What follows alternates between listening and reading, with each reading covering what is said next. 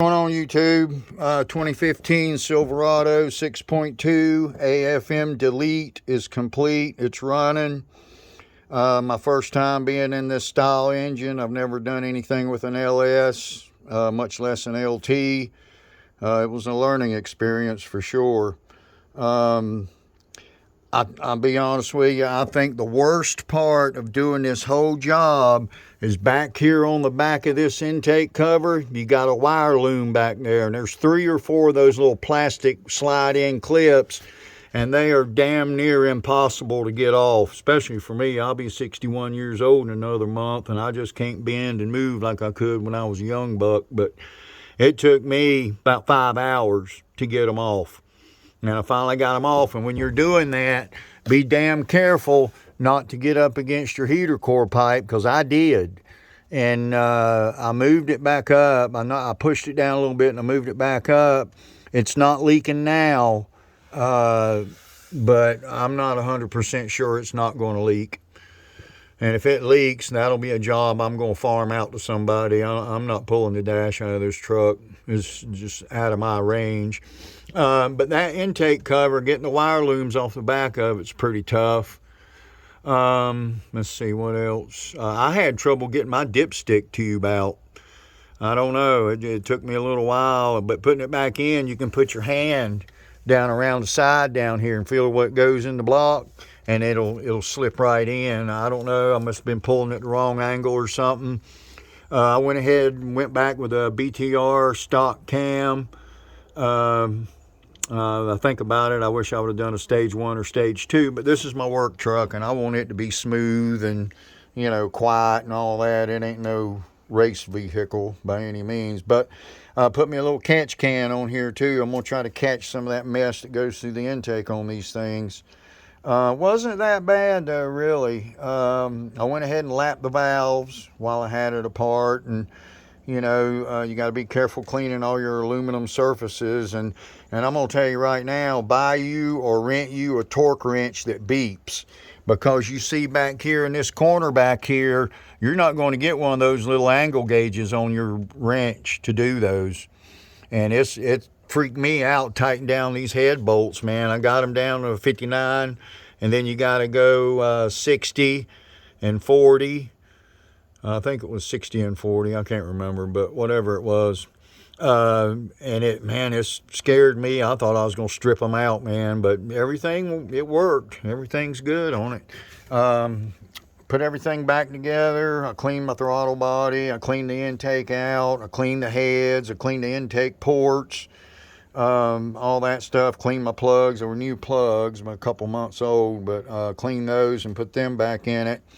When I went to start it, I just turned the switch on 4 or 5 times and let the fuel pump build up pressure, and it spun a little bit, but then it fired right up, and the lifters made a little bit of chatter at the very beginning, but then once the oil got circulating through the engine, they quietened down, and it's just like it was before I ever touched it. Now it's quiet as it can be. It's running good. But it's not too awful bad. I think if I was going to do it again, I would probably pull the engine out of the truck. I think I would do that because, like I said, man, I'm getting old and just bending way down like that. And that engine sits so low and so far back that it's some of it's tough to get to. You got to get inside right here. When you get all this stuff out of the way, you got to get inside. I did and had to work in there. Took the radiator out, okay, and your air conditioning condenser, you can move it, and you're going to have to move it when you pull this cam out. You can pick it up one side. I picked it up over here on the right side, and I just picked it up at an angle, and my wife held it while I slid the old cam out and slid the new cam in, and make sure you use plenty of assembly lube, putting it back together, and just take your time, but thank the Lord, man. I was worried. I really was freaking out about starting it for the first time, so I finally bit the bullet and just did it, and it sounds good. So far, so good. But I want to give a shout out to a couple of channels that really helped me a lot. One of them's name is Just Can't Sit Still. He does a lot of LT stuff, and he knows a lot of the particulars about how to put these engines back together and little things to do that you need to know.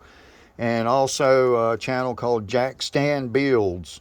He does like an hour and 45-minute video where he takes you through the whole process, and I'm telling you, man, it's really helpful. But I want to mention something else. I bought this thing right here, this Valley plate from Texas Speed. And when I started putting this thing back together, I called Tech. And I asked him, I said, can I put those little aluminum plugs in these towers and still use this plate? And he said, yeah. He said, it'll be double protection. So I drove those little plugs in those oiling towers for that AFM on this engine, and this thing wouldn't fit my truck. I'd have had to took a drill and drilled these out because those little aluminum plugs stick up a little bit. So y'all be aware of that if y'all buy one of these. Be aware of that. And I didn't know I needed something for here. I assume that's for the PCV valve, something that goes with that. All I got was this plate right here. You know, I'm learning though. I wasn't aware I needed, you know, this. I know I needed a gasket, but it's a nice piece, but I couldn't get mine to work with the plugs. There's a guy that does this, and he threads those holes in those oiling towers and runs a little set screw down in there, which is, if I had it do over again, I'd probably do that. You know, just lay your rag down in the Y of the block down there to catch your shavings, or even a shop vac or something while you're threading the little threads for them. I think I would have had better peace of mind with that, but it's done now, so hopefully everything will be good now. I won't have to worry about it. 117,000 miles, and the inside of my engine, you can eat off of it. There ain't not one speck of sludge in this engine anywhere, so it wasn't because of lack of maintenance that this happened. Actually, those lifters failing is a symptom of an oil pressure issue. It's not necessarily the lifters are not inherently bad. It's an oil pressure issue. And that could be any number of things. And I walked my timing chain on this gear, just like a bunch of other channels are showing you how to do it, so I didn't have to move my oil pump. I didn't want to fool with that oil pump, because if you don't get them exactly right where they were, they'll fail, is what everybody says. But I mean, if you can do a bicycle chain, you can do this. Just take your time and, you know, get your cam lined up and all that. Oh, my kitty hit my phone and knocked it into my finger. Anyway, I just want to throw this out there a little bit. It's running good, and I appreciate those two channels and several others. I watched a bunch of videos, but those two stood out for me and really helped me be able to do this, and we'll see what the future holds. So see what how long this 6.2 will last now. All right, guys.